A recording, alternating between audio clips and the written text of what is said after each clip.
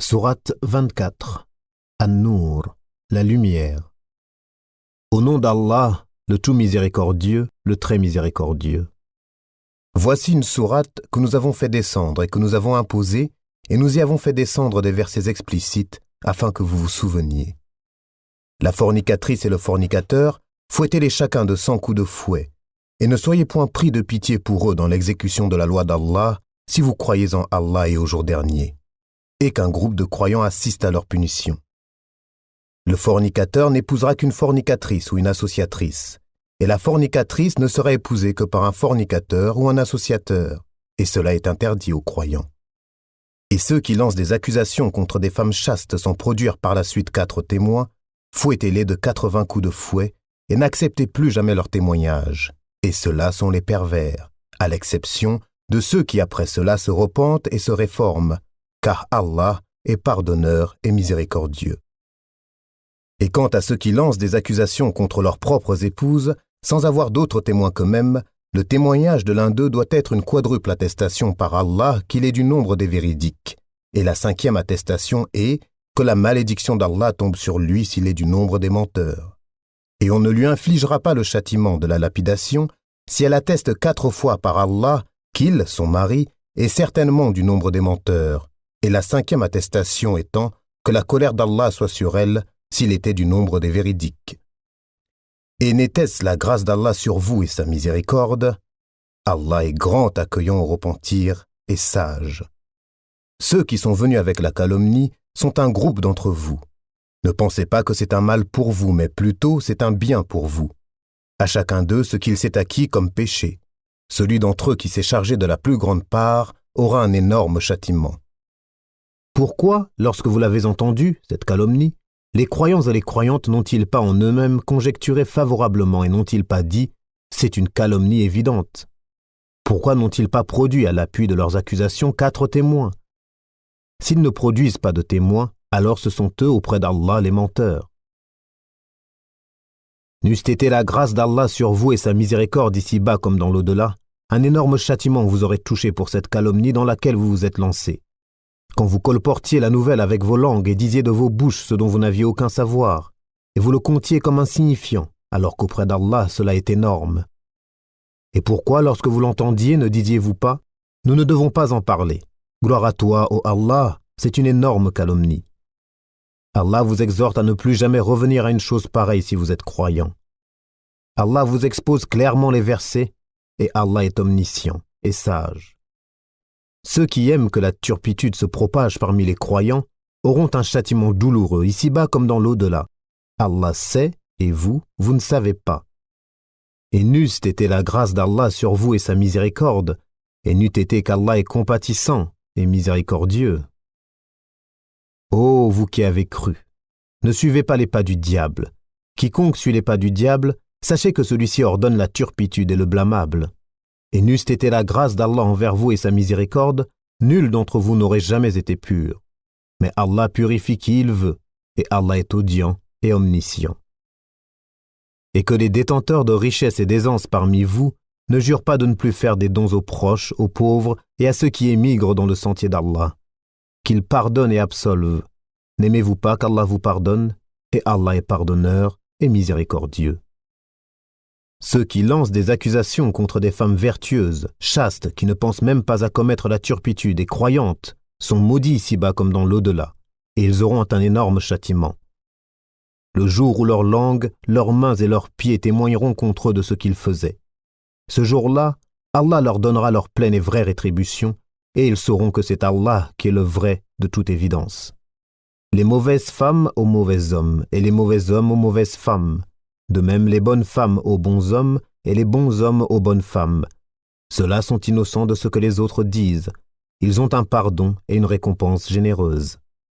Ô vous qui croyez, n'entrez pas dans des maisons autres que les vôtres avant de demander la permission d'une façon délicate et de saluer leurs habitants. Cela est meilleur pour vous. Peut-être vous souviendrez-vous. Si vous n'y trouvez personne, alors n'y entrez pas avant que permission vous soit donnée. Et si on vous dit « retournez », eh bien retournez. Cela est plus pur pour vous, et Allah de ce que vous faites est omniscient. Nul grief contre vous, à entrer dans des maisons inhabitées où se trouve un bien pour vous. Allah sait ce que vous divulguez, ce que vous cachez. Dis aux croyants de baisser leur regard et de garder leur chasteté. C'est plus pur pour eux. Allah est certes parfaitement connaisseur de ce qu'ils font. Et dis aux croyantes de baisser leur regard, de garder leur chasteté et de ne montrer de leurs atours que ce qui en paraît, et qu'elles rabattent leur voile sur leur poitrine, et qu'elles ne montrent leurs atours qu'à leur mari, ou à leur père, ou au père de leur mari, ou à leur fils, ou au fils de leur mari, ou à leur frère, ou au fils de leur frère, ou au fils de leur sœur, ou aux femmes musulmanes, ou aux esclaves qu'elles possèdent, ou aux domestiques mâles impuissants, ou aux garçons impubères qui ignorent tout des parties cachées des femmes, et qu'elles ne frappent pas avec leurs pieds de façon que l'on sache ce qu'elles cachent de leur parure. Et repentez-vous tous devant Allah, ô croyants, afin que vous récoltiez le succès. Mariez les célibataires d'entre vous et les gens de bien parmi vos esclaves, hommes et femmes. S'ils sont besogneux, Allah les rendra riches par sa grâce, car la grâce d'Allah est immense et il est omniscient. Et que ceux qui n'ont pas de quoi se marier cherchent à rester chastes, jusqu'à ce qu'Allah les enrichisse par sa grâce. Ceux de vos esclaves qui cherchent un contrat d'affranchissement, concluez ce contrat avec eux si vous reconnaissez du bien en eux, et donnez-leur des biens d'Allah qu'il vous a accordés. Et dans votre recherche des profits passagers de la vie présente, ne contraignez pas vos femmes esclaves à la prostitution si elles veulent rester chastes. Si on les y contraint, Allah leur accorde après qu'elles aient été contraintes son pardon et sa miséricorde. Nous avons effectivement fait descendre vers vous des versets clairs, donnant une parabole de ceux qui ont vécu avant vous et une exhortation pour les pieux. Allah est la lumière des cieux et de la terre. Sa lumière est semblable à une niche où se trouve une lampe. La lampe est dans un récipient de cristal et celui-ci ressemble à un astre de grand éclat. Son combustible vient d'un arbre béni, un olivier ni oriental ni occidental, dont l'huile semble éclairer sans même que le feu la touche. Lumière sur lumière. Allah guide vers sa lumière qui il veut. Allah propose aux hommes des paraboles et Allah est omniscient.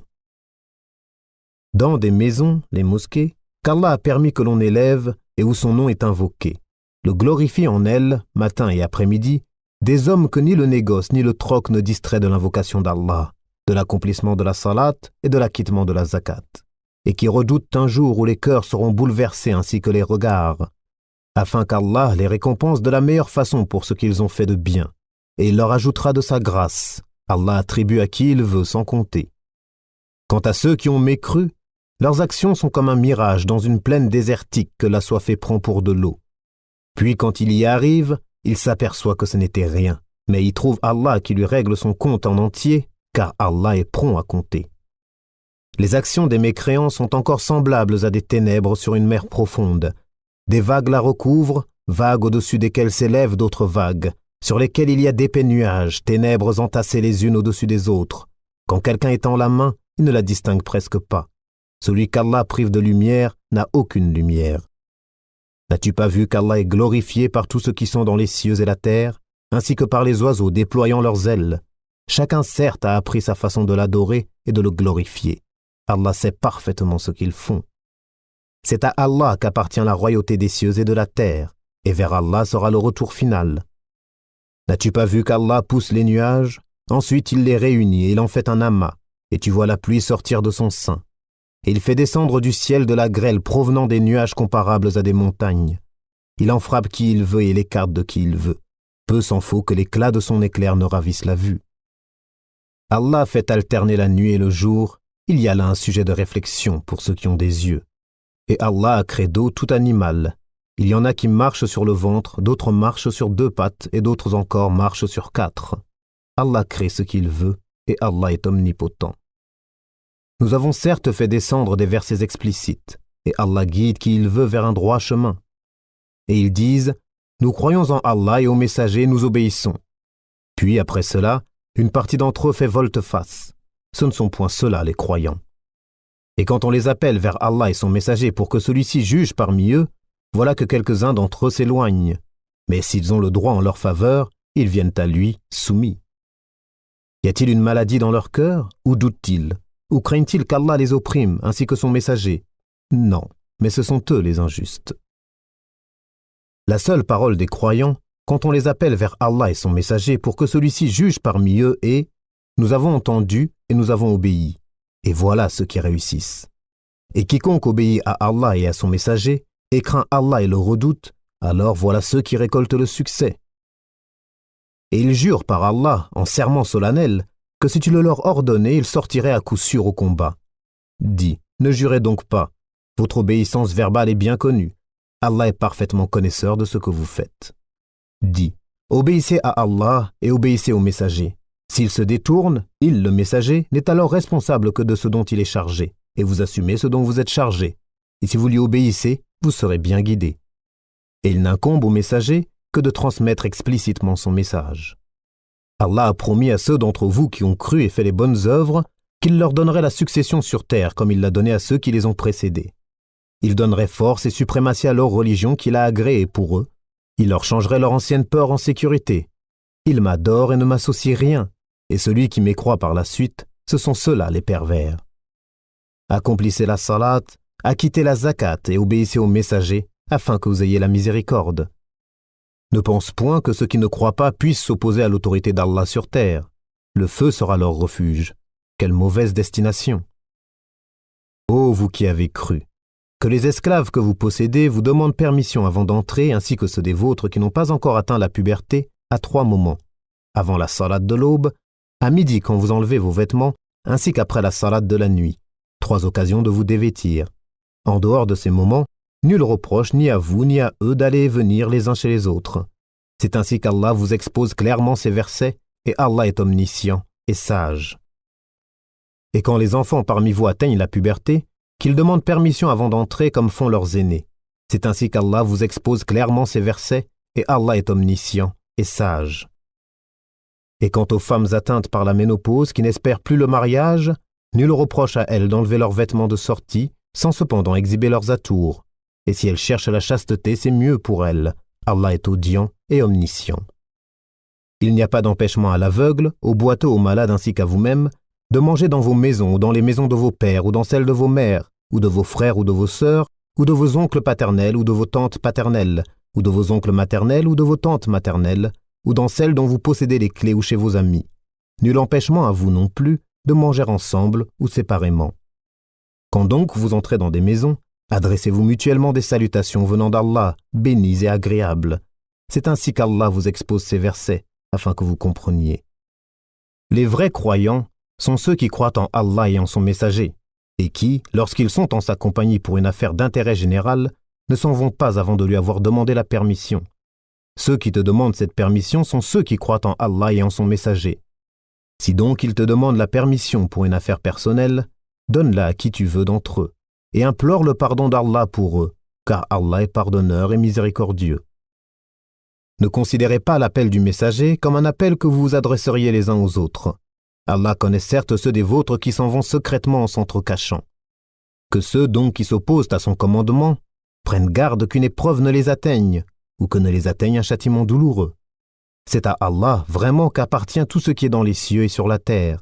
Il sait parfaitement l'état dans lequel vous êtes, et le jour où les hommes seront ramenés vers lui, il les informera alors de ce qu'ils œuvraient. Allah est omniscient.